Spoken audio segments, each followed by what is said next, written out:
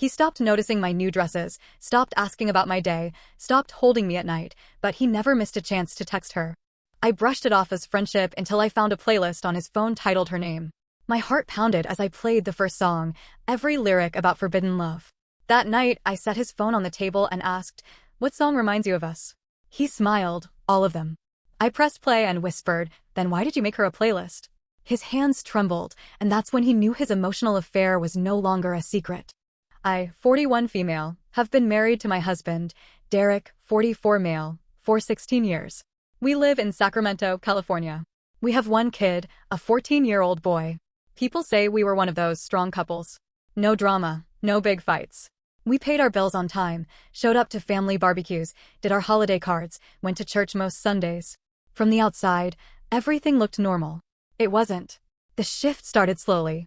Quiet. Nothing obvious. He didn't start staying out late. He didn't stop coming home. He didn't start any big fights. He just started disappearing in the room. At first, I thought I was imagining it. I'd buy new dresses and walk past him hoping he'd notice. Nothing. Not a glance. I'd wear a new perfume. Still nothing. I cooked his favorite dinners, chicken parmesan, slow-roasted brisket. He'd eat in silence, scrolling his phone. I asked about his day. He gave one-word answers. Fine. Busy. Whatever. I'd sit on the couch beside him and try to cuddle. He'd lean away. Always with that phone in his hand. Always texting someone. Always smiling at the screen. But never at me. At night, he stopped holding me. Just rolled over. Cold back. No goodnight kiss. Just his screen lighting up his face in the dark. I asked if he was okay. He said he was tired. Stressed. Work was picking up. He had a new client base out in Woodland Hills. Said he had to network more. So I let it go. I gave him space. I didn't want to be that wife. The clingy one. The paranoid one. I trusted him. But then came the playlist. He was in the shower, and I needed his phone to pull up our shared grocery list. It was unlocked. I clicked into Apple Music. That's when I saw it, a playlist titled Sophie. Sophie? I paused. I didn't recognize the name. No coworker I knew. No mutual friend. No one in our life named Sophie. I clicked on it. 43 songs. The first one, Secret by Maroon 5. Second, Wicked Game by Chris Isaak. Third, Your Body is a Wonderland. My mouth went dry. My hands shook. I scrolled. Every song was about forbidden love. Secret meetings. Intense longing. Some were downright sexual. I listened to the lyrics of one called Electric Feel. I felt sick. He made this for her. This wasn't just a playlist. It was a love letter. A secret. A place he kept his feelings. I sat there on the edge of the bed with his phone in my lap and my heart racing like I'd run a mile. He had never made a playlist for me. Not even when we were dating. I didn't confront him that night. I needed more. I needed to know what I was dealing with. So for the next week, I watched him. Quietly. He would get up early and rush to check his phone. He'd smile at it. Type fast. Put it face down whenever I walked in. He kept his ringer off. He never used to do that. One night I asked, "Who are you always texting?" He shrugged. Just work stuff. He never used to smile like that over work stuff. I checked his recent calls. One number showed up over and over again with an LA area code. The contact was saved as just us. Sometimes he called her during his lunch break. Sometimes at night after I fell asleep. Once I heard him on the porch whispering, "I miss you too." I kept a straight face. Until I couldn't anymore. I planned a dinner. Lit candles. Made his favorite steak, garlic mashed potatoes, and green beans. Wore a fitted navy blue dress I knew he liked back when he noticed those things. He didn't say a word about how I looked. After we ate, I sat him down in the living room. His phone was on the coffee table. I picked it up, opened the playlist, and asked, "What song reminds you of us?" He smiled like it was a sweet question. Said, "All of them." I tapped play. This love has taken its toll on me. His smile froze. I stared at him. Then why did you make her a playlist? His hands started to shake. He didn't speak for a long time. Then came the lies. She's just a friend. She's going through a rough time. I was just helping her. I asked, "Do all your friends get a playlist about secret love?" He said nothing. I asked, "Do all your friends get calls every day? Late night texts? Do they make you smile at 6 a.m.? He rubbed his face and whispered, "It wasn't like that." I pushed. "Are you in love with her?" He couldn't answer. He just stared at the floor. I said, "You've never made me a playlist. Never wrote me a letter. Never made me feel like you saw me. And now you're pouring all of that into her." He said, "It wasn't physical." As if that made it okay. I said, "You still chose her over me. You gave her all the pieces of you I used to get." He begged me not to overreact. I told him to leave. He didn't argue. He packed a duffel bag and left that night. I don't know if he went to her. I didn't ask. He texted me the next morning saying he needed space to clear his head. Clear his head? From what? The guilt? The double life? Our son asked where Dad went. I told him he was staying at a friend's house. I didn't have the strength to explain betrayal to a 14-year-old. It's been weeks now. Derek's tried texting, calling. I haven't responded. I wake up every day and wonder how I didn't see it sooner. How I let myself be in the same house, the same bed, with someone who checked out emotionally and handed his heart to someone else. I'm not sure what I'll do yet, but I do know one thing. Once someone makes you feel invisible, it's hard to ever forget that feeling. And he made me feel like I wasn't there. But I was. I saw everything. And now he knows I know. A few days after he left, I got a text from his sister, Mia. Hey, just checking in. Derek said you two are taking a break. You okay? I didn't reply right away. But Mia and I had always been close. Closer than I ever was with my own sister. She was in our wedding. She helped me through postpartum. She was Aunt Mia to our son. So I replied. I found a playlist on his phone, titled Sophie. All the songs were about cheating and secret love. He admitted he's been talking to her behind my back for months. Said it wasn't physical, but it was emotional. She called immediately. No hesitation. No text back. Just called. I answered, voice shaky. I hadn't said it out loud to anyone yet. She said nothing at first. Just breathed. Then she said, I think I know who she is. My stomach dropped. You know her? I don't know her personally, she said quickly. But I've heard her name. He mentioned her once. Sophie Novak. Works for some real estate tech company in LA. They met at that industry summit last year. I remembered that conference. It was in San Diego. He said it was dry and boring. That was when the change started. Mia continued, I didn't think anything of it. He said she had great ideas. That she made him think again. That she got him. She made him think again? I repeated. Mia whispered, Claire, I'm so sorry. I feel sick. It got worse. 2 nights later, Derek came by the house unannounced. I didn't let him in. He stood on the porch, hands shoved in his pockets, eyes sunken. Not his usual polished self. No clean shave. Clothes wrinkled. I ended it, he said. I said nothing. He added, I told her I couldn't do it anymore. That I love you. I stared at him through the screen door. Did she even love you back? He flinched. She blocked me, he said, voice low. As soon as I told her I was married and it was getting too far, she shut it down. I thought she felt the same. I don't know what I thought. So he threw away our family for someone who didn't even want him like that. I told him he couldn't come back. That our son was inside, and I wouldn't let him see me fold just because Derek was scared to be alone now. He left. Quietly. But 2 days after that, everything changed again. I got an email. From a private Gmail. Subject line, thought you should know. No body text. Just one attachment. It was a screenshot of a text conversation. It was between Sophie and someone named Aaron. Not Derek. Just this. Aaron. He told me he left his wife.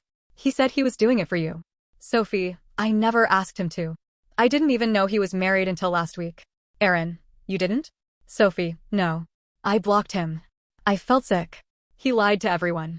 I stared at that screenshot for so long my screen dimmed. So not only did Derek have an emotional affair, he lied to her too. He told her he was single. He told me it was emotional, not physical.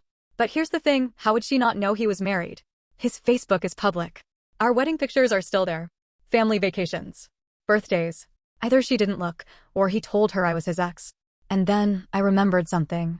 Last Christmas, he insisted I take down our big framed wedding photo from the hallway. Said it didn't match the decor. I had it up there for 10 years. Now I knew the real reason. He was preparing for a double life. I called Mia. Told her about the email. She was just as shocked. She said, Claire, there's more. I braced myself. I don't know how to say this. But I think she's not the only one. What? He was texting someone else. Another woman. I saw her name once, Tracy. He was being weird about it. Flipping his phone over when I was around. My chest hurt. How many playlists has he made? How many late night calls? How many versions of himself did he build behind my back? Suddenly, it wasn't just heartbreak. It was rage. A deep, cold rage. I had wasted years trusting someone who treated loyalty like a hobby. I pulled out an old journal from the back of my closet. Started flipping through entries. There it was, April of last year. He's distant again. Says he's tired. I asked if something was wrong and he got defensive. I don't understand why he's so far away. That was a year ago. I had been living in this fog for a year, slowly being erased. And now? Now I had no idea what was real anymore. After Mia told me there might be another woman, Tracy, I couldn't sit still. I opened my laptop and went through our shared phone records. I never thought I'd be that kind of person, but here I was. Married for 16 years and turning into a private investigator in my own house. There it was. A number that kept showing up every few days around 11 p.m. Always 10 to 20 minutes. Sometimes less. Once at 2 a.m. Always the same number. Not Sophie's. Definitely not work. I copied the number and ran it through one of those online reverse lookup sites. Name came up as Tracy M. Simmons, Woodland Hills, California. Same area as that new client base Derek had been talking about. My chest got tight. I checked Facebook. Nothing under that name matched the city. I checked Instagram. Found her. Public profile. Blonde. Late 30s.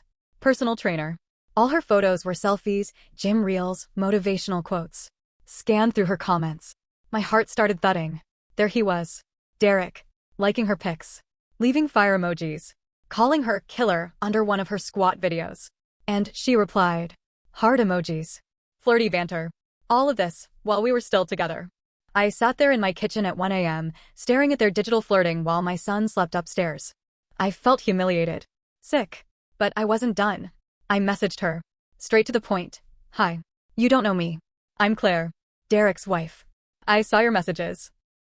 Can I ask how long you've been in contact with him? She saw it within minutes. Left me on read. Then blocked me. That told me everything. The next morning, Derek came by to drop off some stuff for our son. He looked awful. Sleepless. Bags under his eyes. He tried to small talk. I didn't. I handed him the bag, and before he turned to leave, I asked, how long were you talking to Tracy? He froze. Didn't even pretend not to know the name. He just closed his eyes and exhaled like he'd been caught cheating on a test. Claire. I swear I ended everything. With all of them. I'm in therapy. I'm trying to figure out what's wrong with me. I stared at him. You lied to Sophie. You lied to me. And now I know about Tracy? How many more are there? He started crying. I don't even know how it happened. It started as stupid flirting. Then I felt needed. I felt alive again. Alive. That word. He felt alive talking to other women while I sat at home, making dinner and waiting for him to look at me. He said he was working on himself. He said he wanted to heal the marriage. I told him healing doesn't start with hiding things. And it damn sure doesn't start after years of betrayal. Then, 1 week later, another hit. This one didn't come from a message. It came from my son. We were in the car, driving to his soccer match. Quiet. He was staring out the window. Out of nowhere, he said, Mom, is Dad seeing that lady from his job? I gripped the steering wheel. What lady? He shrugged. I don't know. He told me not to tell you. She was at Starbucks with him once when I was with him last month. Her name was Sophie, I think. My mouth went dry. He brought our son to meet her? I tried to stay calm. What did she say to you? Nothing much. Just that I was handsome and looked like Dad. I blinked hard, trying not to cry at a red light. He had introduced our child to his emotional affair partner and told him to keep it secret from me. That was a different kind of betrayal. This wasn't just about cheating anymore. It was about crossing lines with our son. Involving him in lies. Asking a 14-year-old to carry adult secrets. And I couldn't ignore it anymore. I pulled over. Turned to my son. You're never in trouble for telling me the truth, okay? Ever. I need you to know that. I'm proud of you for being honest. He nodded but looked scared. I realized then, he had been caught in this mess just like I had. No choice. No warning. Just a front row seat to his dad becoming a stranger. Later that night, I called Mia. Told her everything. She was furious. And then she told me something that made my skin crawl. You're not the only one, Claire. What do you mean? I got a DM. From a woman named Jenna. She said Derek flirted with her at an open house 3 months ago. Tried to get her number. Told her he was divorced. She looked me up because she remembered I was his sister from a family photo he showed her. So now I had Sophie, Tracy, and Jenna. And those were just the ones I knew about. My husband, my partner of 16 years, had been collecting women like business cards. Creating separate stories for each one. Different versions of himself. Lies stacked on lies. And all this time, I thought the problem was me. I blamed myself for being too tired, too stressed, too distracted by life. But now I saw clearly.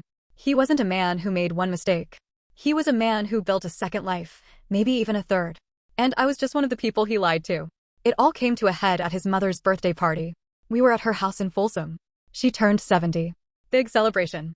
Family flew in from Oregon and Arizona. It was supposed to be happy. I hadn't seen Derek in weeks. He'd been asking to talk in person. I'd kept it to text and email, short and cold. But this party was for his mom, and she was one of the few people I still loved on his side of the family. I didn't want to make a scene. I wore black. Not to make a statement, just because it felt safe. He walked in late, alone, wearing the same shirt he wore on our 10-year anniversary trip to Tahoe. I didn't speak to him. I kept to myself, chatting with his cousins, helping his mom slice the cake. Then Mia pulled me aside. He's gonna do something. What do you mean? He told me earlier he's planning something dramatic. I don't know if it's an apology or a plea or what, but he said he was done hiding. My stomach turned. I told her I wasn't here for a show. But 10 minutes later, right after happy birthday, it happened. Derek clinked a fork against his wine glass. Everyone looked over. He raised his voice just enough to be heard. I just want to say something before this night ends. I froze. My blood ran cold. He looked at his mother first. Happy birthday, Mom. You deserve the best. You've always told me to do what's right, even when it's hard. So here it is. He turned toward me. My heart started pounding. I made mistakes, he said. I hurt people I love. I was selfish. And I lied. People glanced at each other. He continued, Claire, I betrayed your trust. I had an emotional affair with someone I met through work. And I lied about it. Then I lied again. And again. There were others too. Gasps. Aunt Jean muttered, oh my God. His mom dropped her fork. He kept going. I dragged our son into it. I made him lie. I disrespected our home. Our marriage. I disrespected you. I could barely stand. He started crying. I don't expect forgiveness. I just needed you all to know the truth. Because she deserved better than the silence. There was dead silence. Then Mia snapped, now? Now you do this? At your mom's birthday? He looked down. I didn't know how else to say it. I said nothing. Everyone was staring at me. Some shocked. Some uncomfortable. A few looked embarrassed for him. I walked outside. Couldn't breathe. He followed. Claire, wait, I turned. Finally done being calm. You humiliated me. You lied to me. You lied to your son. And you think confessing at a birthday party somehow makes it noble? I thought I was being brave. No, I snapped. You wanted an audience. You wanted a redemption arc.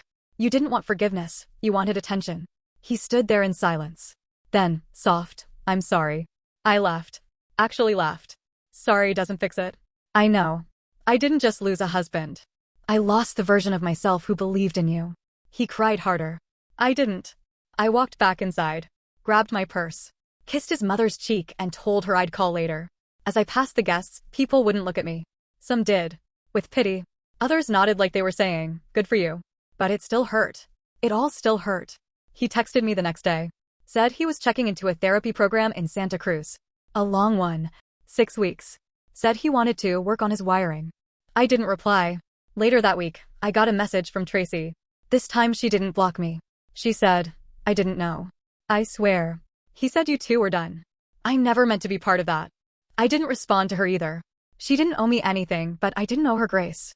A month later, he showed up for one final talk. This time, at my request.